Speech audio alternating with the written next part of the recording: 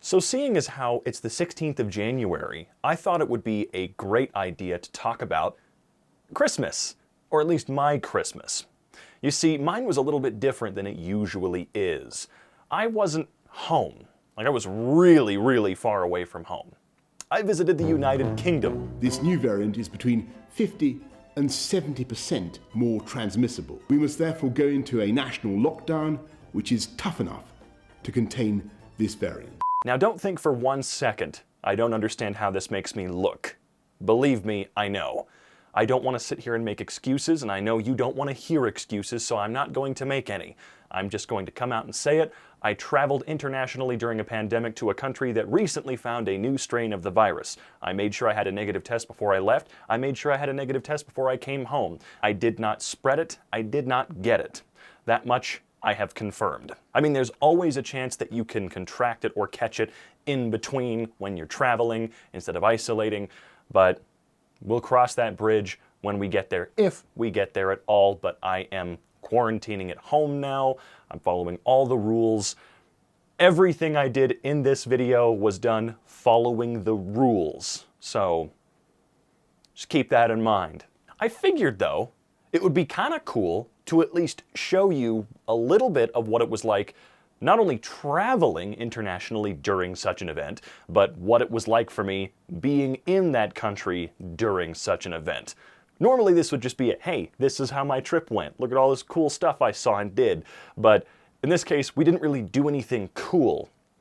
We were isolating for 19 days until we had to go out and get food. That's kind of how this went. But I thought it would be kind of fun to give you a glimpse at how unchanged the world of travel really is right now, because it is virtually no different at all, and it's quite weird. If I'm being honest, I felt quite safe throughout the traveling process. Whether it was United's propaganda about the inside of a plane being one of the safest indoor environments in the world, or everybody wearing masks. Yes, everybody was on top of that. There were no chin diapers in sight.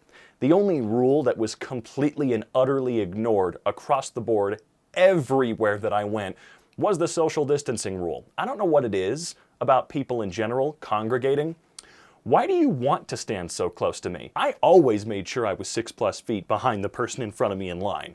Always. But for some strange reason, that would lead to a 45-year-old Karen breathing down my neck. Maybe she smelled my cologne or something like that. What is it with people and needing to be really close? Of course, none of the social distancing mattered anyway, because on my first flight, which was okay, it was very, very full.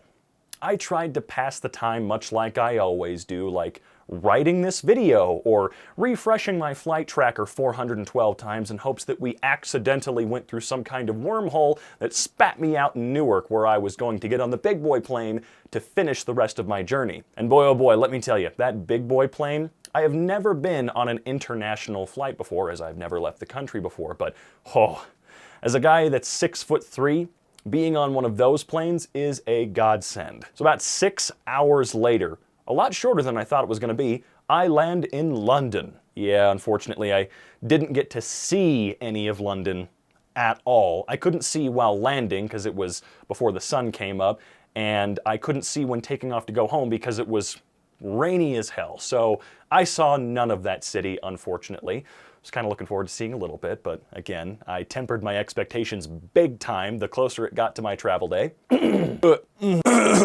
excuse me. Also, people say that the bigger the plane, the less turbulence that you will experience, the less crazy it is. They're absolutely full of crap. So where was I? Oh, right, London. Except that wasn't my final destination. I popped into a taxi with my good friend Fash here, and he took me down to my final destination, where I was to remain until January 14th, when I was to head home.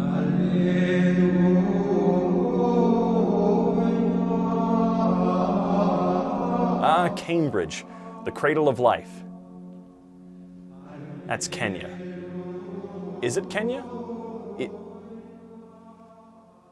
So you're probably thinking to yourself at this point, Robin, put everything else aside, why did you still go, considering that the country went into 2 lockdowns in a row right before getting there? Well, let me tell you, it was still worth it. It really, really was. While the lockdowns were restrictive, and they got more restrictive a few days after I got there, yay me, as weird as it may sound, going and visiting stores, not visiting all the fun stores were closed. We didn't like go to the movies or anything like that, because we couldn't. But whenever we went to Tesco or Waitrose or Sainsbury's or anything like that to get groceries that we needed, that was actually quite fun. And I don't know if you have ever been to any spot in the UK. UK viewers, this isn't for you because you've obviously seen it. Walking around Cambridge is more than entertaining enough in and of itself. The average building there seems to be about 600 years old, and you can really tell. It is quite amazing just walking around that town. I mean, hell, Cambridge University was founded over 800 years ago, if I'm not mistaken. It was like 1209 when that university was founded. Like, good lord.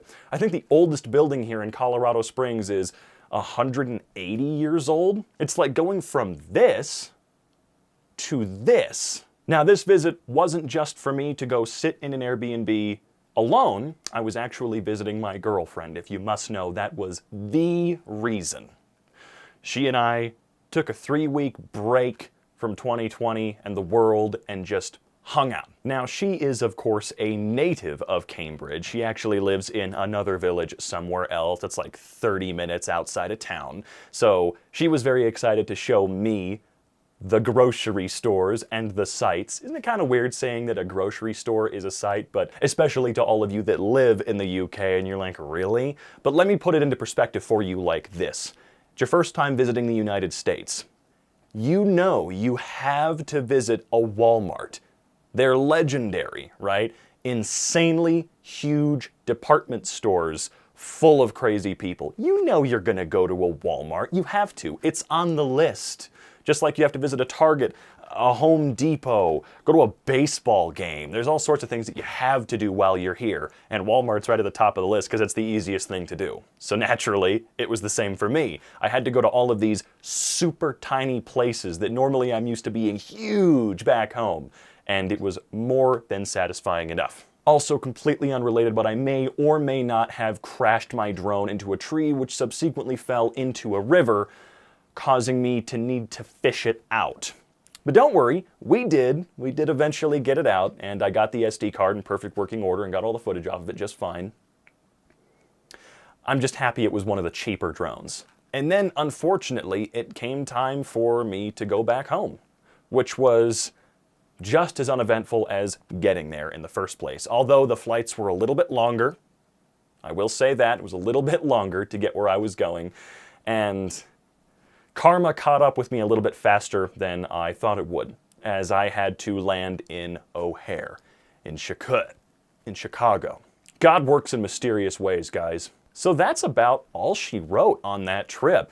I couldn't really show you too much because I didn't do too much. The extent of this trip was going on a 5-mile walk around town, fully masked, mind you, and avoiding people like the plague, which, well, we've seen how well that works for others lately. Hopefully this video was at least somewhat entertaining for you. I am back home now, if it wasn't obvious, so I am jumping back into creating content again. Been gone for a few weeks. Hurt me. I know it hurt you. I love you. Please don't leave me again. If you even somewhat enjoyed this video, maybe drop a like for me down below. And if you really like the video, then maybe get subscribed. I don't know. I'm not gonna tell you what to do. I'm not your mom. I might be your dad, though. That's another story for another day. You guys have a good one. God, I hate these microphones. Yeah. Oh, crap. Where'd the little fluffy thing go? Ah, there it is.